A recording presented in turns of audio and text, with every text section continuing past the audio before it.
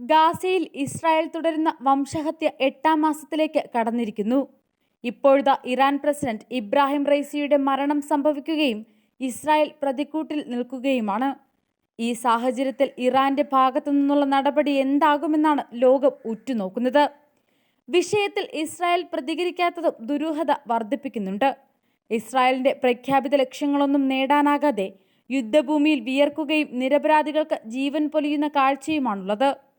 അതിനിടെ ഇസ്രായേലിൽ നിന്ന് തന്നെ എതിർസ്വരങ്ങൾ വന്നു തുടങ്ങുകയാണ്. ഹമാസുമായുള്ള യുദ്ധത്തിൽ തോൽവി ഉറപ്പിച്ചുവെന്ന പ്രതികരണവുമായി ഇസ്രായേലിലെ മുൻ സൈനിക മേധാവി രംഗത്തെത്തിയിട്ടുണ്ട്. ഇസ്രായേലിന് 1967 മുതൽ ഒരു യുദ്ധവും ജയിക്കാൻ കഴിഞ്ഞിട്ടില്ലെന്നാണ് മുൻ ഇസ്രായേലി ജനറൽ ഡോവ് തമാരി പറയുന്നത്. ഇസ്രായേലി പത്രമായ ഹാരറ്റ്സിനോട് സംസാരിക്കുകയായിരുന്നു അദ്ദേഹം. പാരാട്രൂപ്പർമാരുടെ രഹസ്യാന്വേഷണ വിഭാഗത്തിന്റെ കമാൻഡർ, സൈററ്റ് മത്കലിന്റെ കമാൻഡർ, പാരാട്രൂപ്പേഴ്സ് ബ്രിഗേഡിന്റെ ഡെപ്യൂട്ടി കമാൻഡർ എന്നീ നിലകളിൽ സേവനമനുഷ്ഠിച്ചിട്ടുണ്ട് തമാരി. ഇസ്രായേൽ യുദ്ധകളത്തിൽ എപ്പോഴും വിജയിക്കും, എന്നാൽ അവരുടെ ലക്ഷ്യത്തിനായുള്ള പോരാട്ടത്തിൽ എല്ലായ്പ്പോഴും തോൽക്കുമെന്നും അദ്ദേഹം പറഞ്ഞു. സൈന്യം പോരാട്ടത്തിൽ മികച്ചതാണ്, എന്നാൽ യുദ്ധത്തിൽ അവർ ഒന്നുമല്ല. 1967 മുതൽ ഒരു യുദ്ധവും ജയിക്കാൻ ഇസ്രായേലിന് കഴിഞ്ഞിട്ടില്ല. ഇത് സൈനിക നേതൃത്വത്തിന്റെ മാത്രം പ്രശ്നമല്ല, മറിച്ച് നയതന്ത്രപരവും രാഷ്ട്രീയവും സാമൂഹികവുമായ പ്രശ്നമാണെന്നും തമാരി പറയുന്നുണ്ട്. ഹമാസിനെതിരെ ഇസ്രായേലിന്റെ പ്രതിരോധ സംവിധാനങ്ങൾ പ്രവർത്തിക്കുന്നില്ല. ഹമാസ് നിലനിൽപ്പിന് വേണ്ടിയാണ് പോരാടുന്നത്. ഗാസയിൽ ഇസ്രായേൽ സൈന്യത്തിന്റെ ശക്തി ക്ഷയിച്ചുകൊണ്ടിരിക്കുന്നു.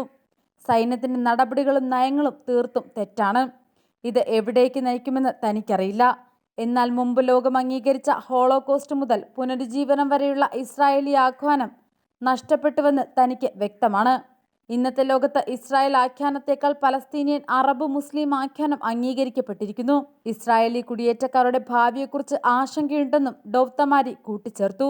ഗാസയിൽ നമ്മൾ ക്ഷയിച്ചുകൊണ്ടിരിക്കുകയാണെന്ന് ഇസ്രായേൽ റിസർവ് ആർമിയിലെ മേജർ ജനറൽ ഇൽസാക് ബ്രിക്കും വ്യക്തമാക്കുന്നു. യുദ്ധം നീണ്ടുപോകുന്നത് സൈന്യത്തിന്റെയും ഇസ്രായേലി സമ്പദ് വ്യവസ്ഥയുടെയും തകർച്ചയിലേക്കാണ് നയിക്കുകയെന്നും അദ്ദേഹം മുന്നറിയിപ്പ് നൽകി. ഇസ്രായേൽ സൈന്യത്തിന് അടിയന്തര പുനരധിവാസം ആവശ്യമാണ്. കരസേനയുടെ എണ്ണം വർദ്ധിപ്പിക്കേണ്ടതുണ്ട്. ഹമാസിനെ ഇല്ലാതാക്കുന്നതിൽ സൈന്യം പരാജയപ്പെട്ടിരിക്കുന്നു. ദിവസവും ആയിരക്കണക്കിന് റോക്കറ്റുകൾ വിക്ഷേപിക്കുക എന്നത് മാത്രമല്ല യുദ്ധം.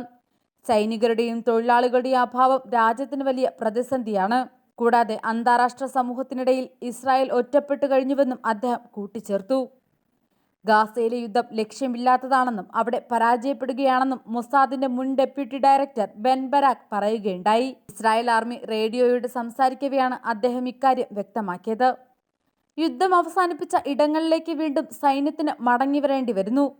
കൂടുതൽ സൈനികർ കൊല്ലപ്പെടുന്നു. അന്താരാഷ്ട്ര വേദികളിൽ ഒറ്റപ്പെടുന്നു. അമേരിക്കയുമായുള്ള ബന്ധം വഷളായി.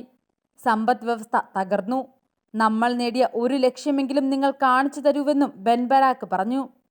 അതേസമയം ഗാസയിലെ യുദ്ധം നീണ്ടുപോകുന്നതിനിടെ ഇസ്രായേലിലെ യുദ്ധമന്ത്രിസഭയിലും വലിയ ഭിന്നതയാണ് രൂപപ്പെടുന്നത്. അടുത്ത മാസത്തോടെ തന്റെ ആവശ്യങ്ങൾ പാലിച്ചില്ലെങ്കിൽ രാജിവെക്കുമെന്ന് മന്ത്രി ബെന്നി ഗാൻസ് പ്രധാനമന്ത്രി നെതന്യാഹുവിന് മുന്നറിയിപ്പ് നൽകിയിട്ടുണ്ട്.